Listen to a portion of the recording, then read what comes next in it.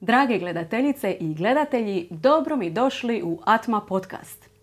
Danas mi je velika čast i zadovoljstvo predstaviti vam možda jednog od najposebnijih gostiju kojeg sam, barem do sad, imala u ovom podcastu. On je njegova svetost Šila Sacinandana Swami Maharaj, poznati duhovni učitelj, predavač, autor i monah odvojenik preko 50 godina u duhovnom vedskom redu BHAKTI joge. Posvećen procesu unutarnje transformacije, Swami je proveo čak 50 godina kao monah, tragajući za autentičnim duhovnim iskustvima, a svjetski je poznat po svom značajnom doprinosu praksama meditacije i kirtana, odnosno devocijskog pjevanja Božjih imena. Maharaj predaje na Vajšnava institutu za više obrazovanje u Vrindavanu u Indiji te na Bhaktivedanta koledžu u Belgiji. Objavio je nekoliko knjiga, na desetke članaka i pjesama. Suosnivač je dobrotvorne organizacije BHAKTI u Indiji, a također je bio i sastavni dio izgradnje dviju velikih duhovnih zajednica u Njemačkoj. Trenutno se nalazi na turneji po našoj regiji, pa je tako nedavno u Splitu održao vrlo zanimljivo predavanje pod naslovom Dharma, oblikujte svoju sudbinu. Naravno da je i Atma bila na predavanju, pa smo ga rado pozvali u naš podcast. So, let's go!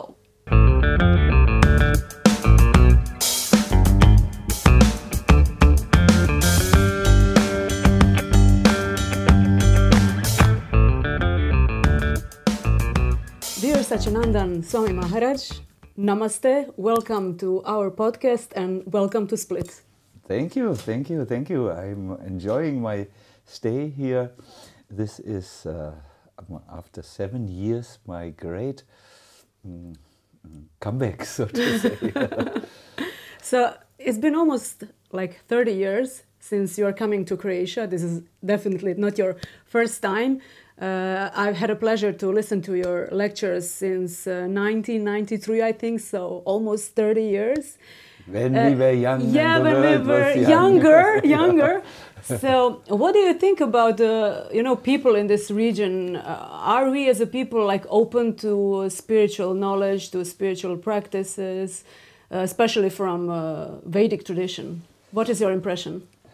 Yesterday I was in a taxi cab and a taxi driver said to me, I like of all the philosophies, the Vedic philosophy the most. And I was reminded of my impression of the Croatian people. Yes, I do think they are generally very open to spiritual life, but they may need a little prompting so that it comes out. A little push. Yeah, like this taxi driver.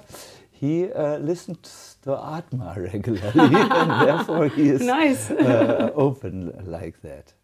Awesome. So, as I said in my announcement, you are a monk for 50 years. It's like, wow. So, you have this vast knowledge of Vedic philosophy. You were on so many pilgrimages, wrote many books, gave so many seminars, lectures. So, what's your story? I mean, 50 years. Who was Sacinandana Swami as a teen? And who is Sacinandana Swami now? I mean, what is the main source of your spiritual drive? If you allow me, I would like to go back a little bit more than a teen. Sacinandana Swami, as a young person, climbed trees. And as a very young person, he needed often to be saved. He knew how to climb on the tree, but not how to climb back. And once my mother asked me, why do you always climb on trees if you don't know how to come back? This is dangerous. And the Sacinandana Swami of my young days answered back, I want to be as close to God as possible. That's why I climb on trees. I believe that's the driving force throughout my life. Now I don't climb trees any longer.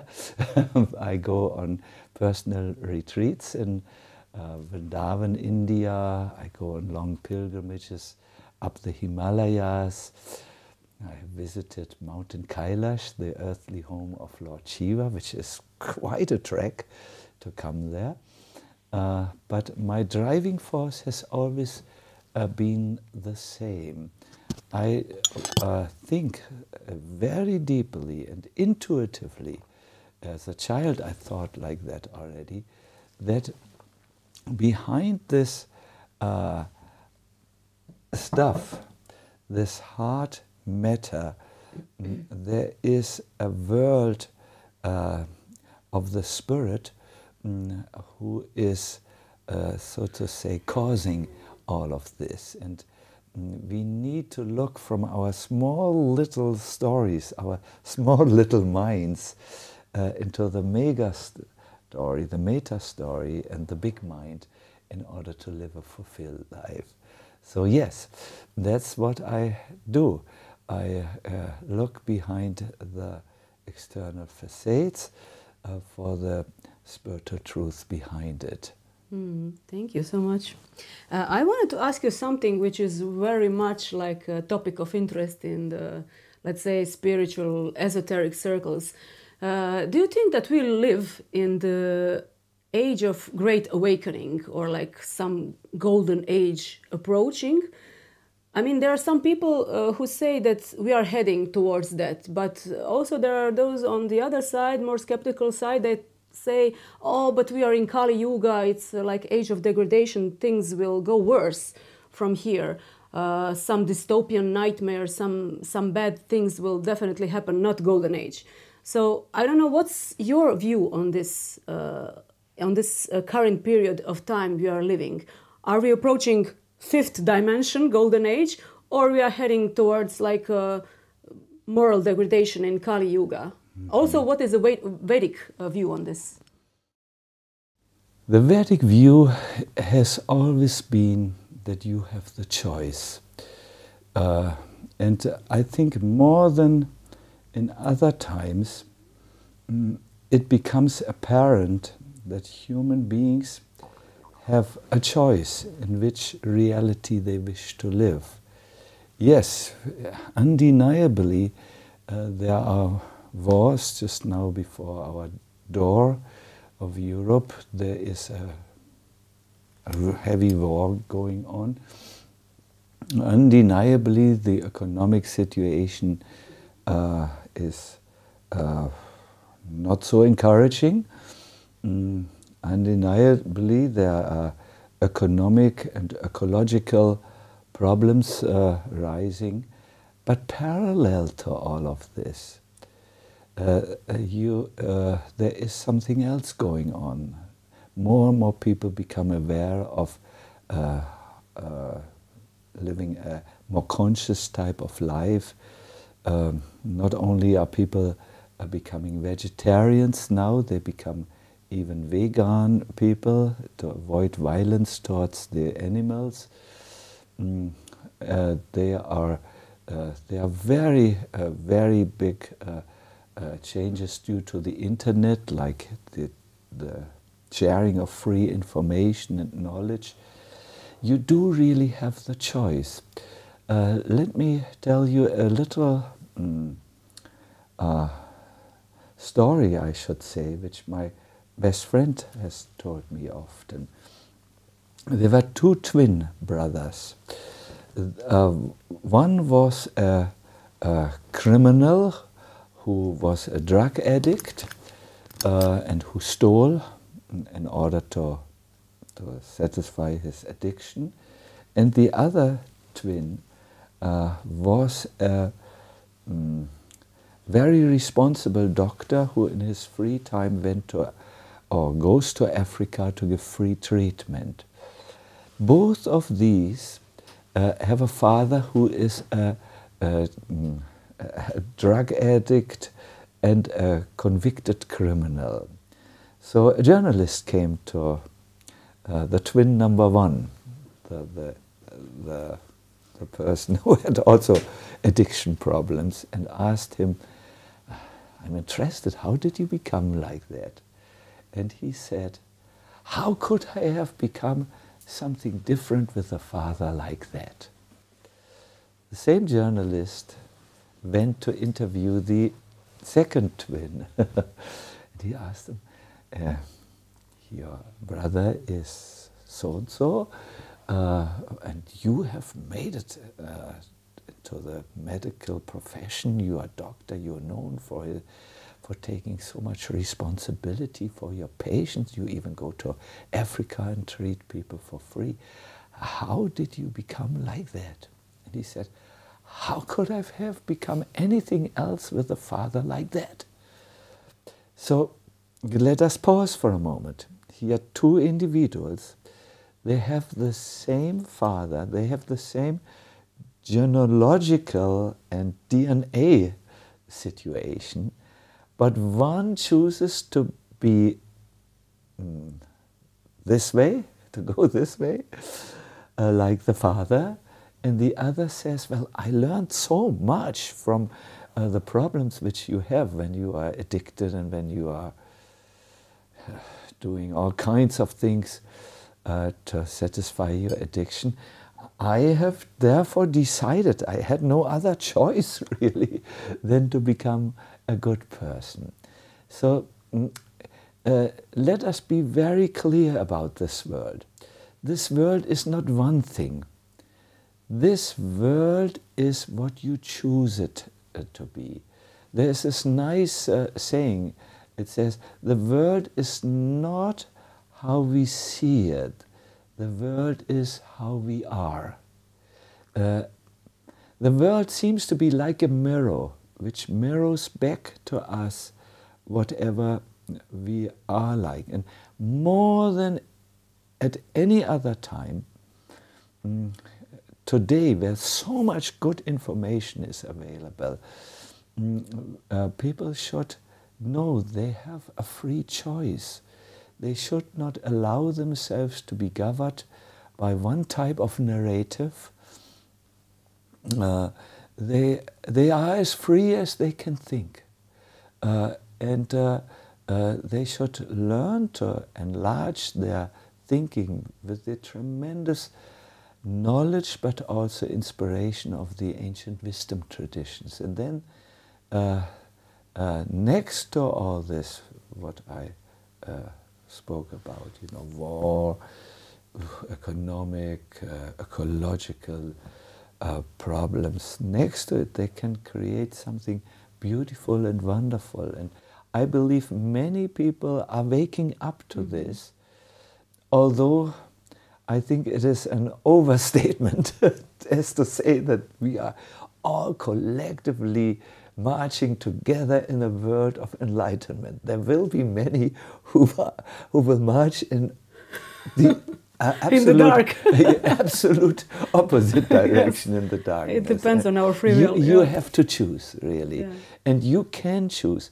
I think what is very important for our children nowadays, and also for the grown-up people, is to pluck out their brains from the one-sided narrations that are told in media, and be very careful that they get other inspirations and so on, and then be part of a solution to all these problems, rather than to just trot on and move on in the direction in which everything goes more in the darkness side. Thank you very much. So it's up to us. Yes. The golden age is in us, and if we live it like this, it will be for us golden age. It always has been like this. Yeah. The difference today is that there's so much good information out, so much good knowledge. There is so many good podcasts, so many good scientists who tell us amazing things. Let me give you an example. The scientific community used to believe that the gray mass which we have here, the brain, is one way. You can't change it. Yeah. Now a new branch, it's relatively new, it's already around for 10 years.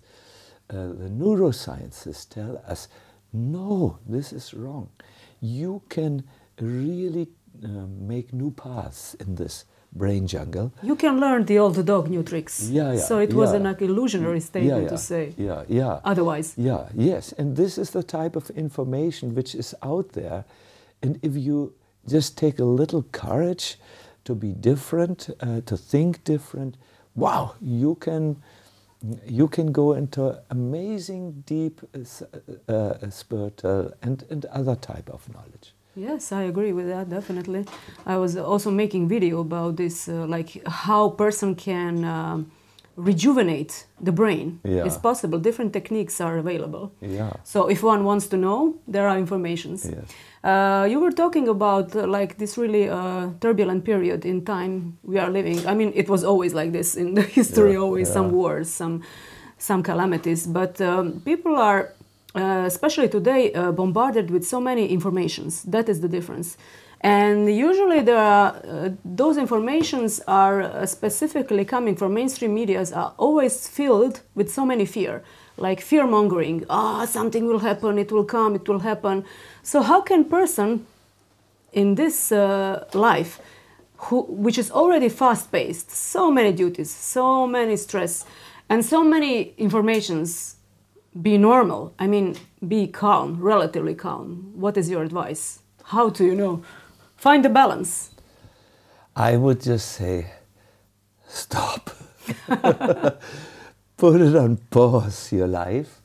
And instead of going outward, have a spiritual practice that brings you inside and connects you with the wisdom which is inside. And this is so important that I would like to illustrate it with a little story from India. See, once an eagle, female eagle, was flying over a tribe of chickens, and somehow she was so shocked by something that the egg which she carried fell out of her womb and landed in a heap of straw. After some time, from this egg came a different looking chicken. It looked so different. It looked so absolutely unchicken-like that the other chickens were counseling themselves, should we kill it or what? But they allowed it to be. So this, let us call it eagle chicken. He was an eagle, but he thought he was a chicken, was growing up amongst the chickens. And the chickens told him everything. You need to take your food from the dirt, where all the other chickens have gone to the toilet. You have to find your piece of corn there. And when you look up and there's an eagle across, you need to run. You will never fly, you are a chicken, and so on. And this eagle, who felt really like an eagle but was educated to be a chicken, was always living in a conflict. And as it grew up into a beautiful, full-grown up eagle, he just wanted to fly. He went to the chicken chieftain, the main politician of the, or leader of the chicken tribe, and said, I want to fly. But this leader said, you're a chicken, you can't fly. Now one day, a saint came by, looked at the chicken and saw amongst them this eagle. And he said, come on, what are you doing there? You're meant to fly in the free sky. The chicken said, kikiriki, free sky? I don't understand. And continued to look for his food in the stool. Then this saint took compassion. He took the eagle, who thought himself to be a chicken, to a mountain and threw him in the air. And this forced the eagle to spread his wings, and he noticed, my God, I can glide in the air.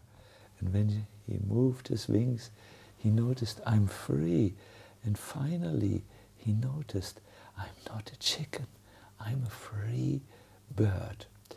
So I really feel, yes, we are all caught up in a narrative. And you are right, most of the narratives are fear narratives. I think you know in the news, you will always see some bad news, because in our twisted civilization, bad news sell better than good news. Unfortunately, it's true. They have more emotional impact because they feed into the fear, which is, and the anxieties and the stress, which has become a symptom of our so-called advanced civilization.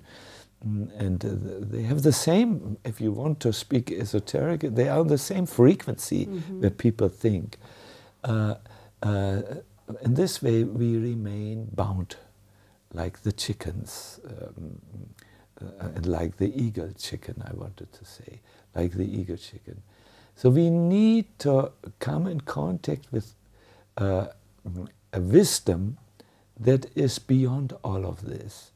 Then, after hearing about our spiritual potential, we need to start with a little spiritual training, which will train our spiritual muscles so that we develop into our natural forgotten self.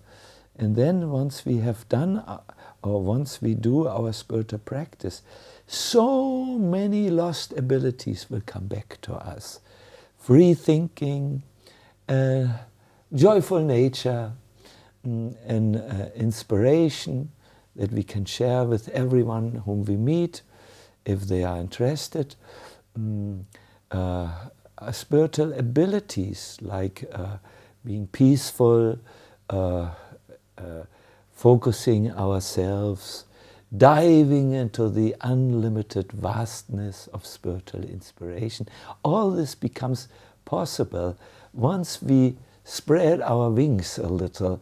In other words, once we have a practice that helps us to spiritually grow and become what we are meant to be and what we have always been. Like Nietzsche would say, become who you are. But we need a little push as an eagle, Yes, a little push of someone or something. Yes. So when you say that we need some spiritual practices, what do you mean? Do you mean like, for example, people who are in Catholic tradition, in Muslims or wherever, just take that a little bit seriously? Like, what is spiritual training? There is, first of all, there is a difference between spirituality and religion. Religion is often, nowadays, associated with a dogma, some teaching which is not necessarily realized. Religious people can be often seen as being angry, judgmental, like normal people. Spirituality, however, is seen nowadays often as being free from dogma, being just in tune with universal truths.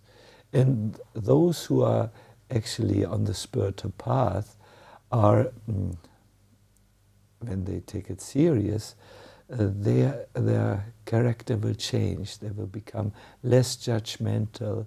They will become inspired and inspiring. They will understand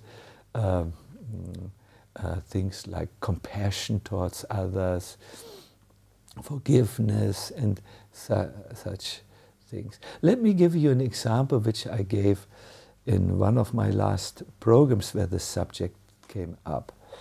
There is one clear stream of wisdom. It comes from God. One clear stream. It's almost like a clear river. Now, different religions come and they open their stand at the banks of that river and say, here is our water. And they put a brand on it, Hinduism, and sell it. That's a good idea, says another, say some other people, make a newsstand, and they take the water from the river, and they say, well, this is a very nice water, please buy from this plastic bottle, and they have the label Christianity on it. It's the same river water. People can go to the river, they can get it for free there, and it's a little bit more clear even when it is moving than if it's arrested in plastic bottles. But instead, religions come and take the water. It's still water, but they constrain it a little, they make it smaller. Diluted. They dilute it often, yes, and do all these things, and then it becomes... then we have many religions which fight with each other. Yeah, because they say our way is the only way. Yeah. Like people who sell the different plastic bottles, and the people on the different stand, no, don't go to this stand, come to my stand. That is a situation which you find. I don't want to say a judgment about religion. There are very spiritual people in various religions, and if they come together, they usually speak the same language. But there are also, unfortunately, many people who enter the religions to fight with others. Therefore, there is a new movement in Europe. It's SBNR movement. Spiritual, but not religious. SBNR movement. Many people in England and Germany feel like this. They're tired of this. Or like the Dalai Lama says, we don't need more religions. We need finally some ethics amongst us human beings so that we don't make life difficult for each other. Yes, we should always try to find similarities and also honor the differences. Yes. Yeah, so that's why I have this idea.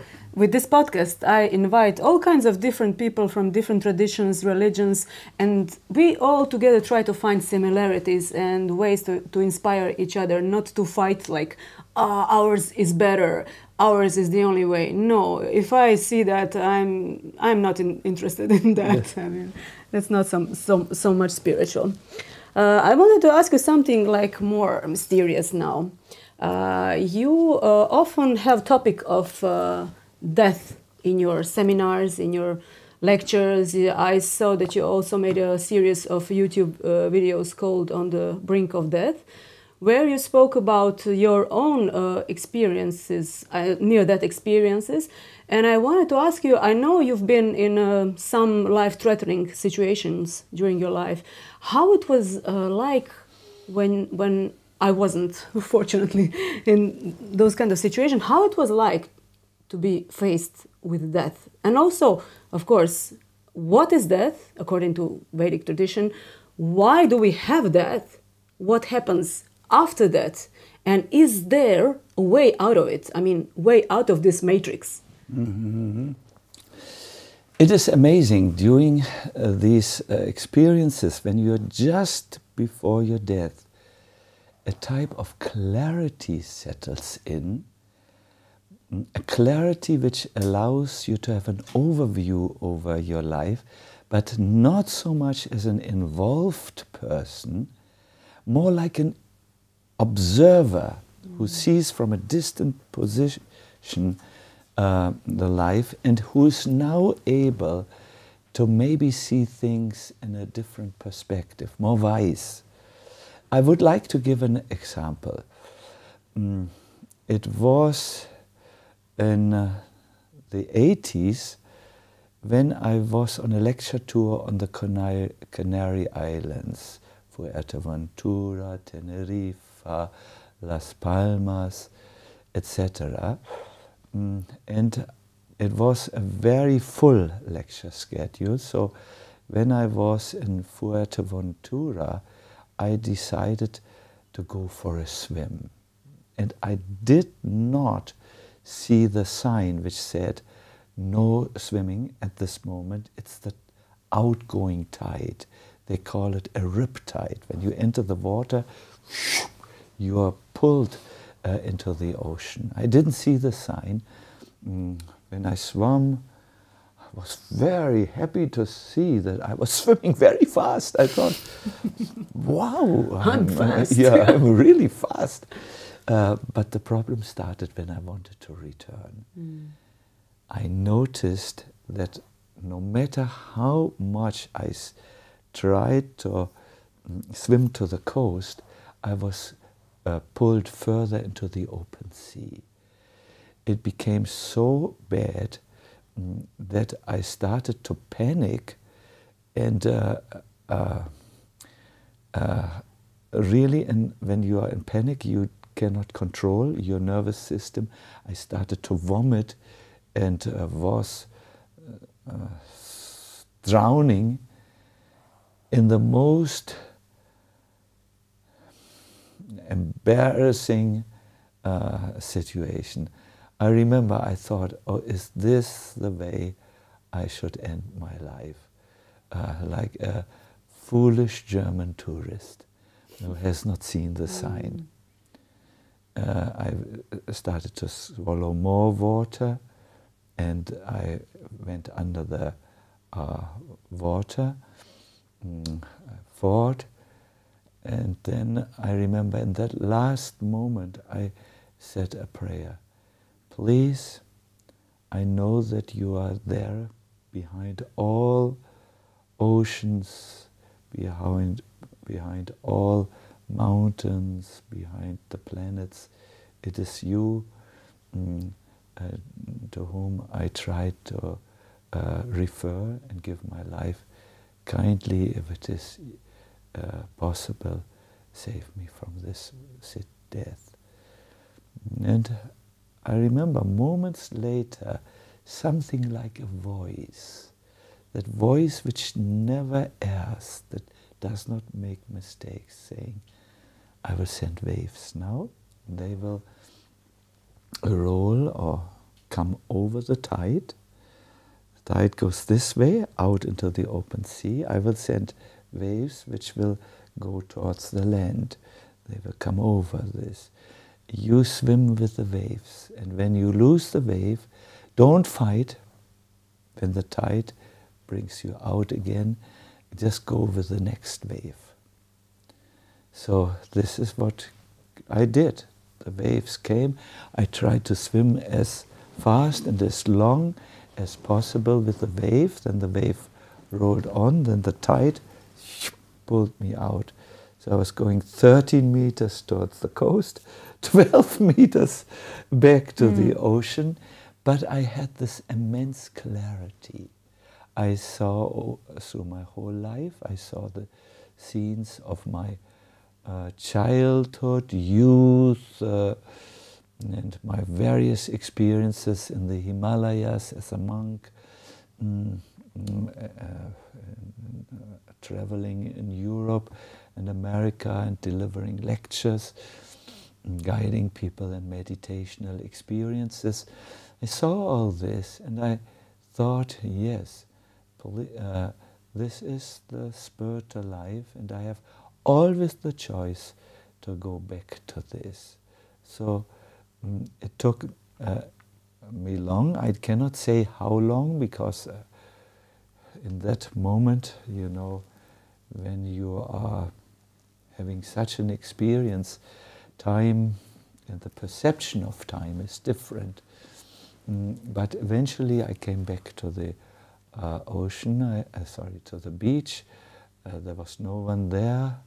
I was vomiting the rest of the water, and I collapsed and lay there maybe for an hour or so until I got up and walked, and the people who saw me, who had been with me, first saw me like a ghost who had returned from the sea.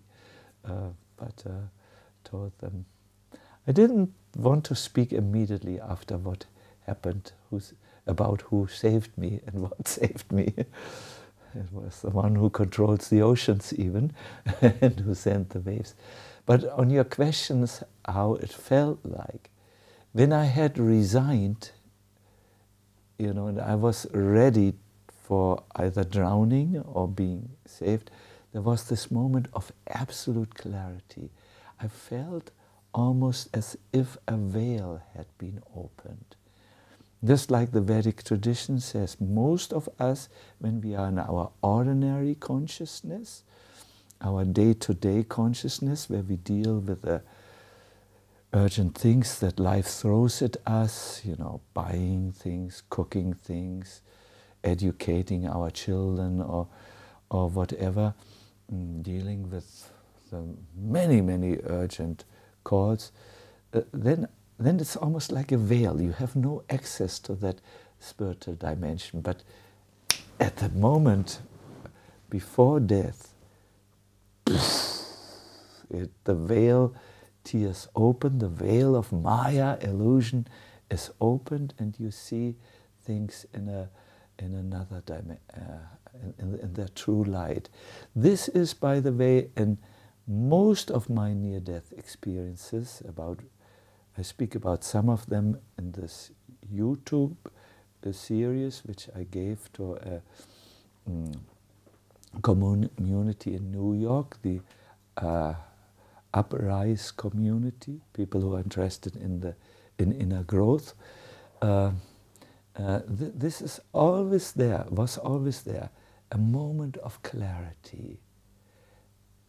Some people who had near-death experiences, but who were brought back, maybe by the surgeon who reanimated their hearts and so on, said that they felt that after coming out of the body, they felt vastness, freedom, like almost being above the clouds when you fly an airplane.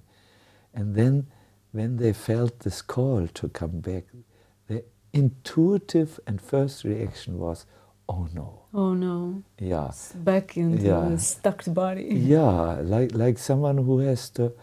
Have you ever bought the wrong pair of shoes and you many times. You go in there and I it's have just those right now. It's too narrow and it's painful, and you want to just remove them immediately. yes. Like this, they feel.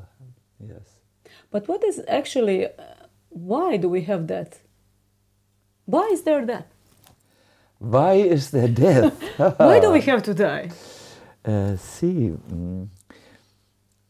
Now we move into the ancient Vedic teachings for an answer, because these are... There must be a lesson. These are the big questions which you cannot solve. And you're perfect to answer these questions. In the school, you need to look for other sources.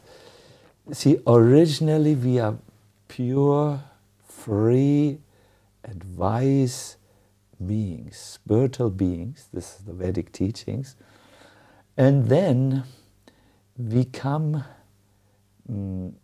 under the influence of, let me simply call it, the small mind. We want to try to be independent from that spiritual home and just try to experience living a separated life.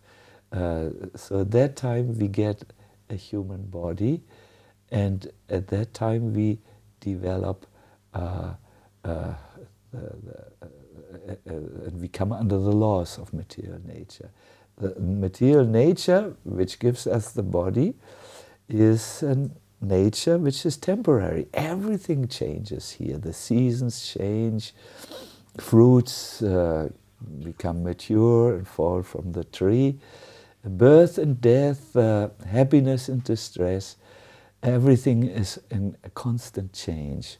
So when we leave the spiritual world, we come into the narrow material world, and the first thing we get is an ego, which convinces us, no, I'm just an American, a German, Chinese, Croatian, whatever, and we come under the control of the small mind. I would like to give you the example. Imagine someone who lives on the land field. I really wish to experience life like a fish.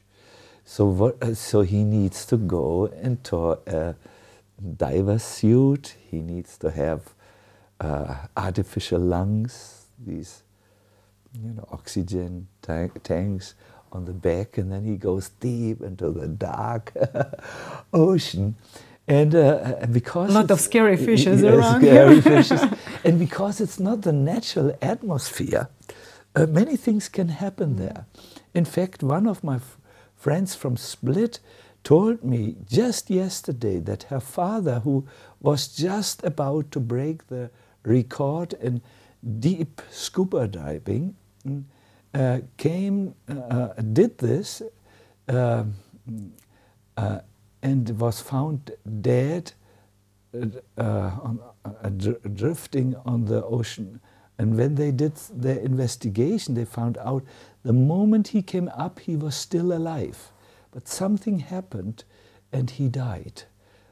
Because in an unnatural situation like this, where you go deep into something which is not your element, unnatural things come to you. It's risky. So in the same way, when we go deep into material life, and I want to speak to all of you, this is an experience you all have.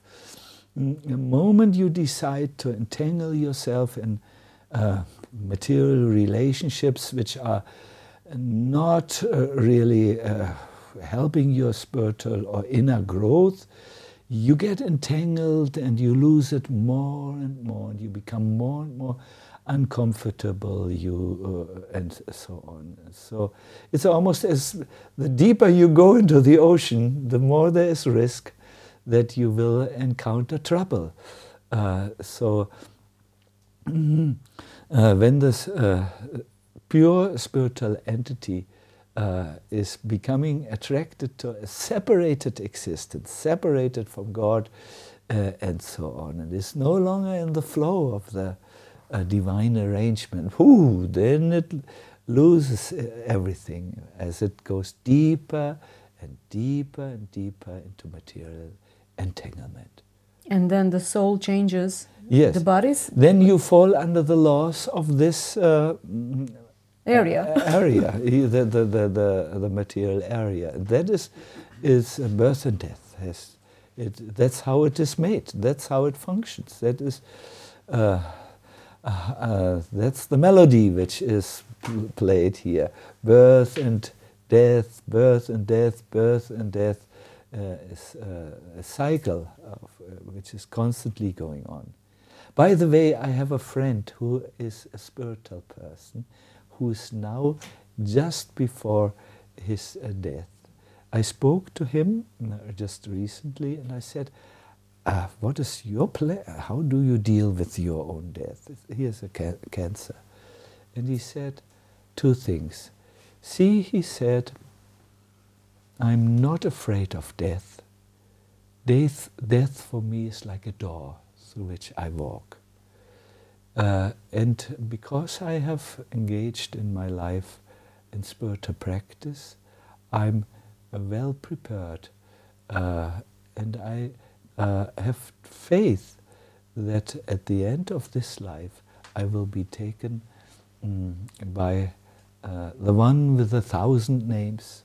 I will be taken by him out of this cycle of birth and death, and brought back in my spiritual home.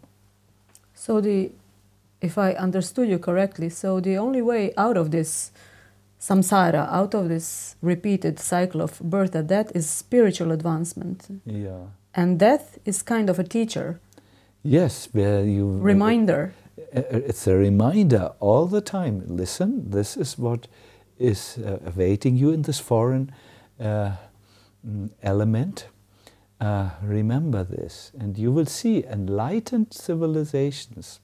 Even our own Western civilizations have something like ars memorandum. I'm not so sure of the Latin word here, but writers and thinkers, even in Europe, would sometimes have a painting where they play a violin, and behind them there is Father Death, or they would have something which reminded them of their death, and in this way they would be reminded to not waste their time with temporary things which are here today and gone tomorrow.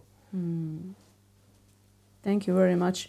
I wanted to ask you also something about thing which you are most famous of. You are like expert for meditation, especially mantra meditation, and you travel all around the world doing these retreats where you teach your students about how to meditate, especially how to use mantra meditation.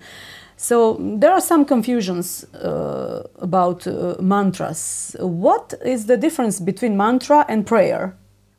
And also, what is actually mantra and what can be accomplished with it?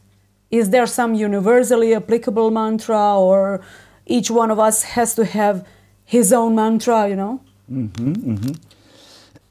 A prayer comes from the human being. A mantra comes from God. A mantra has a spiritual potency in it that works on the person who chants it. Let me give you an example. In mantra we use words like Ram, Om is a very famous mantra. These words have become very spiritually charged by being in contact with the Lord, with the Spirit. It's almost like if you take a piece of iron and you hold it into the fire, this piece of iron now becomes ironized. It is working like fire on you. In the same way, a mantra are words that have become totally spiritualized by their contact with the spiritual reality. So when the mantra comes from this reality and we come in contact with it, we also become spiritualized. It's almost like if someone would take the fireized iron, he could, in theory, cook potatoes on it, you know. It is hot, it is no longer iron, it is fire. So that's the difference between prayers and mantras. Prayer is where the human soul is turning to the divine presence in some ways, with words and concepts of his own or her own. Mantras are spiritualized words which carry the spiritual presence, the divine presence. And when you come in contact with them, you will also become spiritualized, provided you are not distracted. You have to bring your body, sit properly. Your mind and your heart in contact with the divine vibration, and chant with absorption, and then it will do something with you. It will spiritualize you entirely. I also heard that it will do something for you even if you don't do these things. But then it takes long time. It takes long time. But should those mantras always be in Sanskrit, or? I mean, it's Sanskrit term. Yes, it's a Sanskrit term. This is a very good question.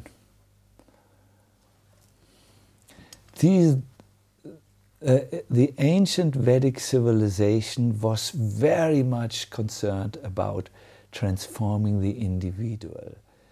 And they developed the science of how to do it very, very much. They knew that different sound vibrations will have different effects on you. You might have heard about the experiments of Emoto, the Japanese scientist who had different words being spoken on water. So this type of science, the Vedic people developed so much and they fine-tuned it so that we find most properly the mantras from this civilization as being very, very effective. I have no experience of mantras from other civilizations. I believe they do something, but I don't know exactly the effect. There will be a slightly different effect because different sounds do have different effects on the human being. So mantra actually works wherever, if you don't understand the meaning, it still works. It works like thunder. You may not be a geologist who knows this thunder means in 2 weeks there will be, I don't know, a flood or so of rain, or this type of thunder means this and that. When you hear the thunder, you know it, and you don't need to interpret it. It speaks in universal language. So the mantra, you don't need to understand the sound. It will. That is very encouraging, yeah. I must say. I had an experiment of this.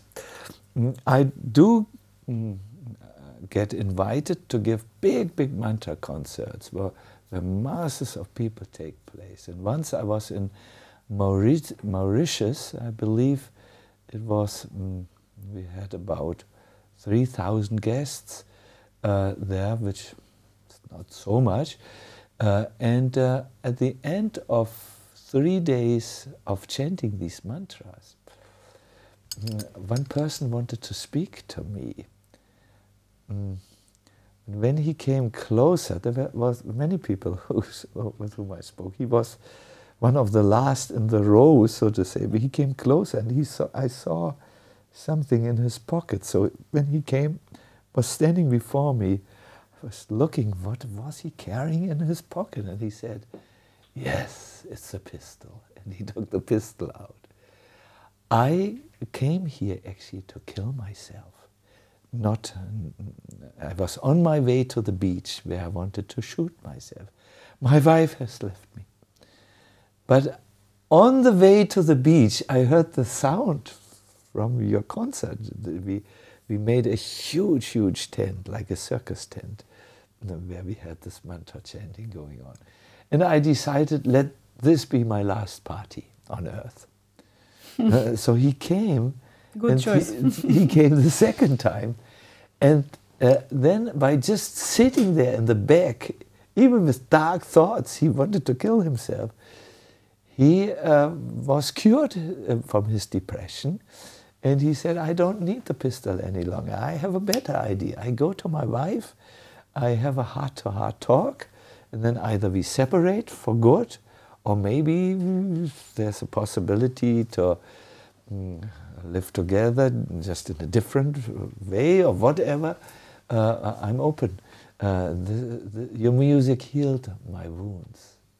He said like that. Yeah, that is an amazing story. Yeah.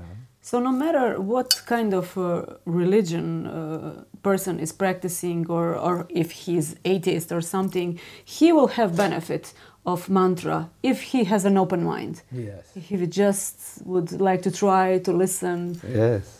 Yeah, but that is a problem, to have an open mind, because people think, that's Sanskrit, that's something, it's not our culture. So, yeah, one should have a little bit of open mind. It's always to give it good, a try. It's always good to have an open mind for everything. It's such a good quality, such a good quality. It leads you everywhere. Yeah, I know.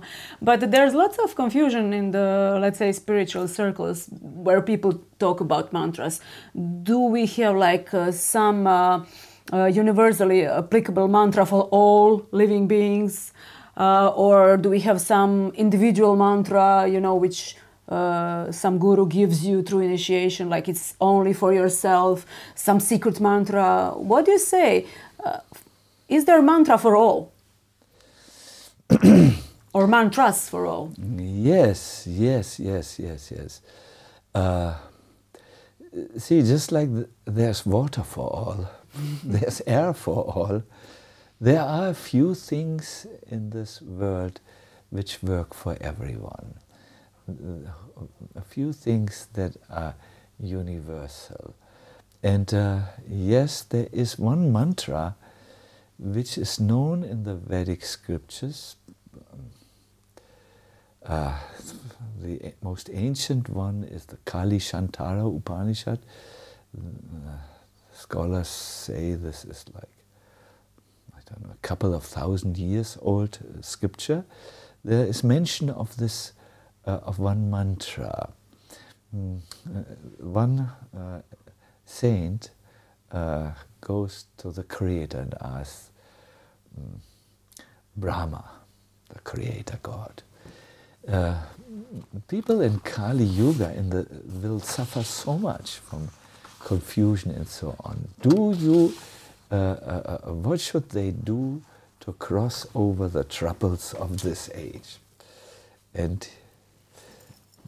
Brahma's answer is immediate. They should chant the names of the original person, the Adi Purusha. So the saint who asked this says, yeah, what names in particular? There's so many names of the let's be specific. of the original person. And then Brahma quotes the Maha-mantra, which is well known. It's Hare Krishna, etc. By chanting these 16 words, people who are overwhelmed by the troubles of this Kali age will safely cross beyond all difficulties. And then the saint says, but are there any rules how to meditate on this? And Brahma says, amazingly, there are no rules. You just chant it regularly. And so, therefore, this Maha-mantra, which is different from the many other mantras, has been recommended for all types of, let us say, levels of consciousness. It has become, you see it always in the entertainment industry. People chant. I know Stevie Wonder, the blind artist with his beautiful music, one day invited a group of monks in his studio to chant it in the background.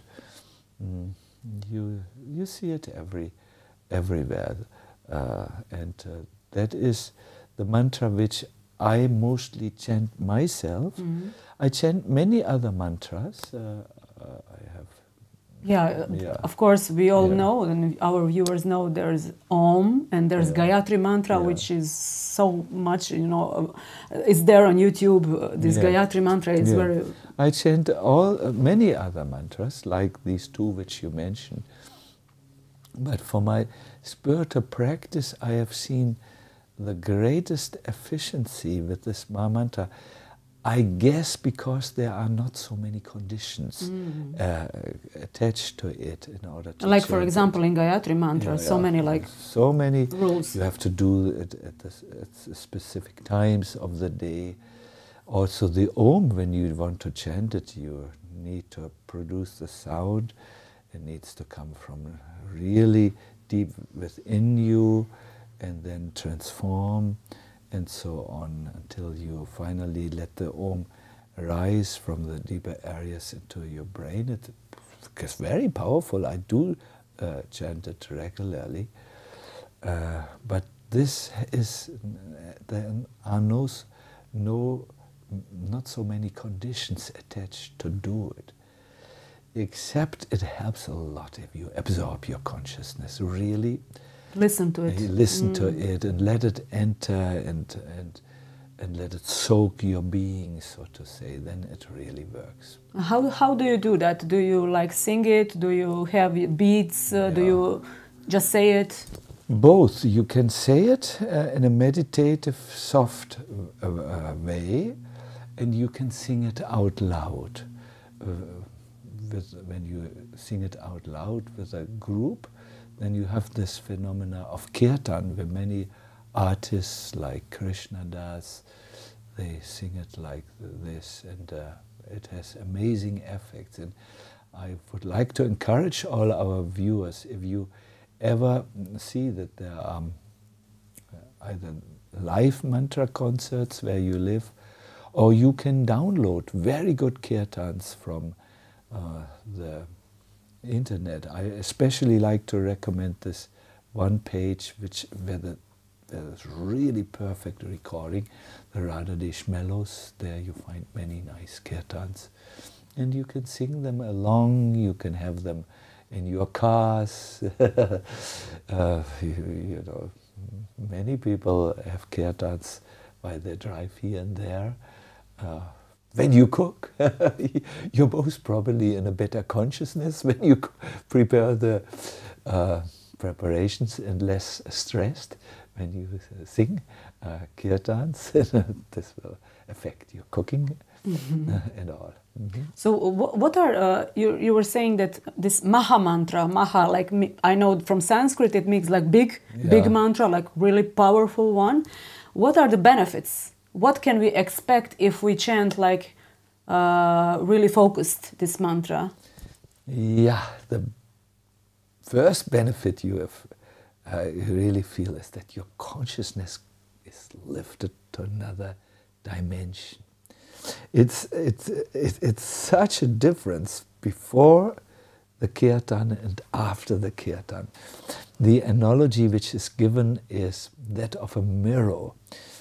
Before the kirtan practice, the mirror is covered with so many impressions, you know, our minds.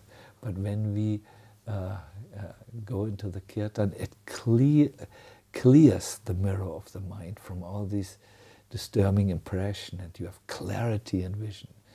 The next thing is you can actually expect that you will become free from miseries in your own mind, where there's a repeated negative thought pattern that gives you trouble, like grief, for instance, or stress, or you have anxiety due to relationships which don't work so well.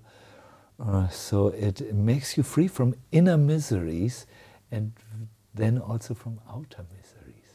Wow, it's really good. Then there's another effect which every mantra chanter or kirtan chanter can feel. It opens your, what we could call, your intuitive knowledge. You know, once again, this is a voice which never errs. It's different from the mind. It's deeper, it's more clear, it's more direct, and it gives you this type of knowledge. And in this way, the tradition speaks of a minimum of 7 benefits, but I think that's good for starting. You know, it gives you the clarity, it helps you to come out of your mental loop, you know, this repetitive, harmful thought patterns. And finally, it gives you intuitive knowledge, where you can actually even go so far as to see the divine presence in your life. You see it very clearly, and you seem to receive instructions or inspirations from that source. Thank you so much. I mean, you inspired me to chant it more. I chant Maha-mantra, but after this podcast, I definitely will chant it more.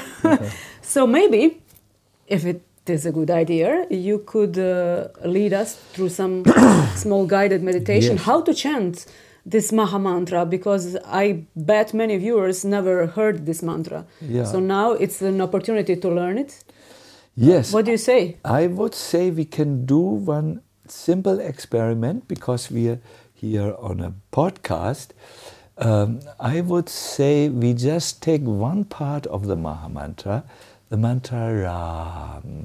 This Hare Krishna, Krishna Krishna, Hare Hare, Hare Rama, Hare Rama. So let us just take one, and you will immediately feel an effect, even at home. This is a very powerful mantra, and from there you can go and go to the entire Maha-mantra. But for our purpose here, it's good. So yes, let's... What do you need? I need you. No problem. I'm here. Yes. There's more people here. Yes. So I will address all of you. Maybe as you were looking at this podcast, you were also doing other things like preparing yourself for the day, or putting things in order in your house. I would request you now to let everything be as it is. We will now do a mantra chanting experiment. Okay. Everyone, please find a good, comfortable sitting position. It's fine to sit on the chair. Those of you who are practicing yoga might like to sit on the floor with crossed legs. The main thing is we sit straight. I will make a little sound which will help us to relax. You can take your palms and either rest them like this on your knees. Some prefer to put them open. And just have a little me time, a little time for yourself, where you switch off. Please bring your attention to your legs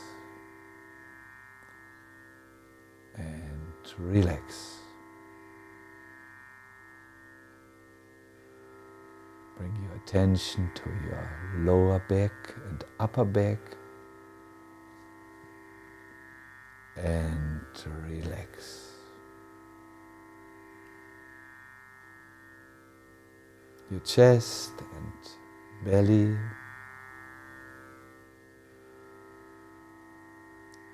Relax.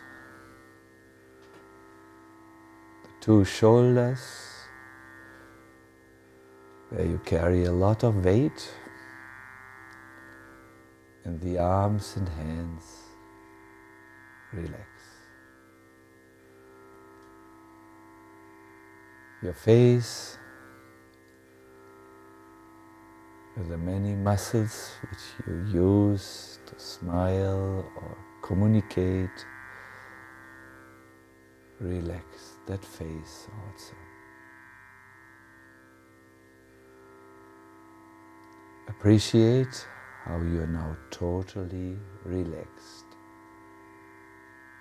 From top to your feet, you are relaxed.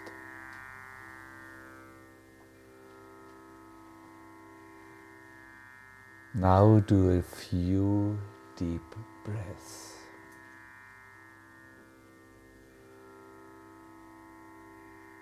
Be with your in-going breath and be attentive to your outgoing breath.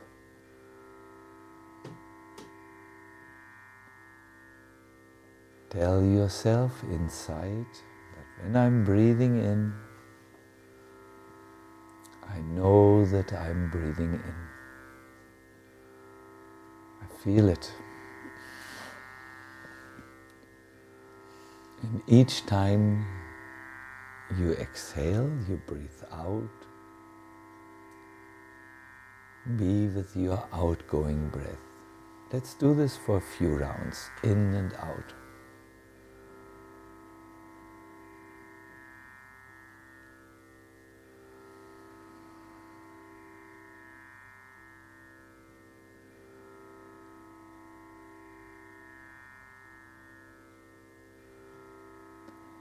Now, whenever you breathe in, breathe into your heart space.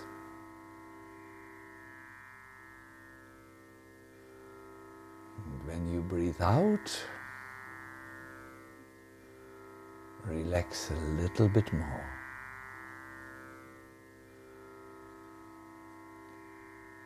Breathe in and envision in your mind's eye your heart and how a little bit more light comes into the heart. You feel a little bit lighter.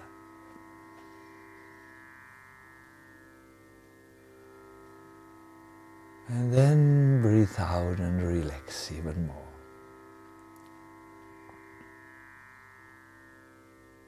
It's in your heart where you are and where God is. And when you breathe in, just breathe into this space and feel lighter. Feel even a light there.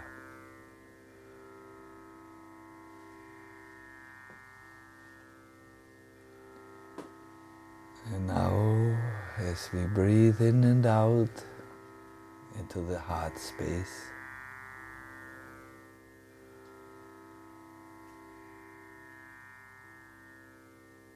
something happens. Our consciousness shifts.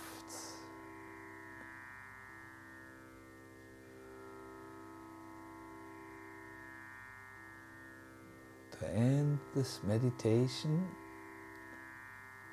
I request you to chant after me the mantra Ram. I will one time do it alone so that you get an idea of it, and then we will do it 3 times together.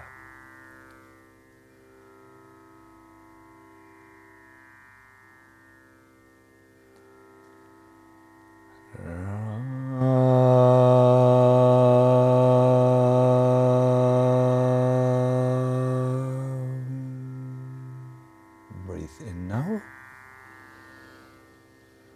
And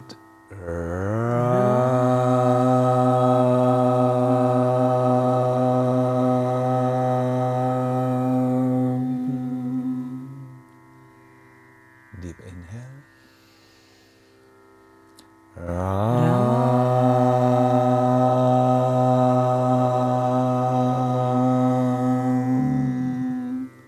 Deep inhale.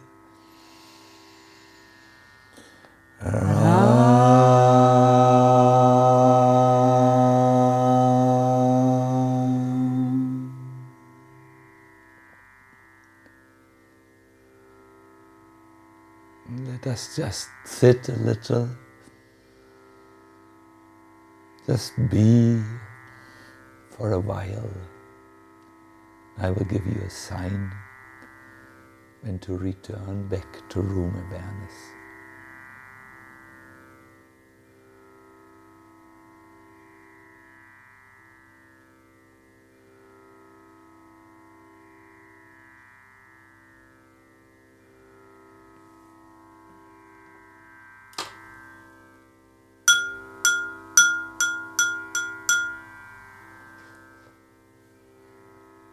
Okay, slowly give yourself the time to come back to your room awareness. Some like to stretch themselves a little bit, others like to move, just a shoulder, shake your legs and come back. This is a whole another level. Yes. Another atmosphere. Yes. I'm seeing it. Yes. It's so much lighter. Yes, you look like that also. I have done this type of meditation with large groups. I remember even in politicians doing it. And then I made a joke, all these black dressed politicians, and the rest was ordinary people who participated in the event. And I said, who of you wants to go to war now? And the point was clear. I asked it jokingly, So yes, so this is very powerful, very easy, very doable for everyone. The steps are clear. You just relax the body, then you go through the breath, then you try to come into this inner space by doing the heart breath, and you can envision some light. And afterwards you will find out that the mantra doesn't have to go through all these layers. You have already cleared the way. And then it is very, very wonderful. That is really something. Thank you so much for guiding us through this meditation. So I think we kind of approached to the very end of the podcast. Do you have maybe some closing words for our viewers, some, inspiration which can stay with them through these times? Yeah, I would like to say practice. Bring into your day a spiritual practice, and you will see changes happening in your life that you did not expect or did not think they would be possible. You can do a spiritual practice that is tuned in for you. I would recommend after you get up, if you have time before you go to work, then just maybe do a little bit yoga or a little gymnastics to just get change the energy in the body, and then sit down, either read a wisdom text in the wisdom literature or do a simple practice like chanting a mantra, and try to do it regularly. And as you do it regularly, you will find that you start your day on a total different energy, which will play or affect, it will play into your daily life. You make different decisions, you make different communications, and at the end of the day, you can also do something to just close the day before you go to bed, or you can just be with friends and relax from the day, and you will see change is possible. But as I always say, everyone likes changes. Spiritual practice will help you to change. Everyone, as you said yesterday on your lecture, everyone likes changes but doesn't want to change himself. That's paradox. So bringing such a spiritual program into your life will really make those changes which you want. Thank you so much, Maharaj. It was my honor to speak to you today, and I would like to see you more often in Croatia, in Split, and you will always be our special guest. Right. Thank you very much. It was also a pleasure for me. I think we had some nice subjects to explore. Tip to the viewers is a podcast can give us good inspirations and intuitions, but please develop these thoughts further. Dig further. Dig further. Do a little spiritual archaeology in your life. We just give a little push. Yes. Okay, thank you. Good. Maharaj. Then goodbye, everyone, and it would be nice to see you again. Namaste. Namaste.